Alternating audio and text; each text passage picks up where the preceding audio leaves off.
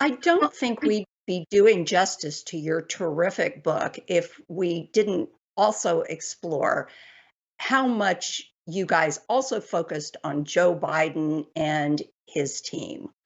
Um, Bob Costa, what did you learn about Biden and his strengths and his weaknesses? And as much as he is a familiar figure to Washington and the country for decades, was there anything in your reporting that surprised you about Joe Biden?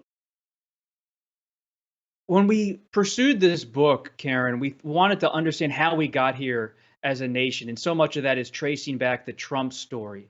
But we decided you have to trace back the Biden story too. He is president.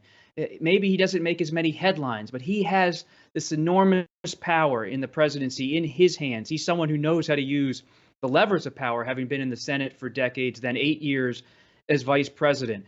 And to trace back that Biden story, we really learned a lot in our reporting about his decision to run. Why, at this stage in his life and his career, did he decide to get back in? And it goes back, as many people know, to Charlottesville and the white supremacist rally in 2017. But we get in depth into his thinking and his discussions at that time and in 2018 and 2019. And you see this slow deliberation, not so much out of ambition, which is the Biden of 1988 and other 2008 previous presidential bids, more of almost a self-centered candidacy, those previous bids. This time, it almost feels like a calling to Biden. He sees Trump as someone who's outside of the American system, outside of the American norm when it comes to the presidency. But even though he has these levers of power, we learn and knows how to use them. We learned in this book, whether it's Afghanistan or right now with his major spending packages on the rocks, so who knows what happens there.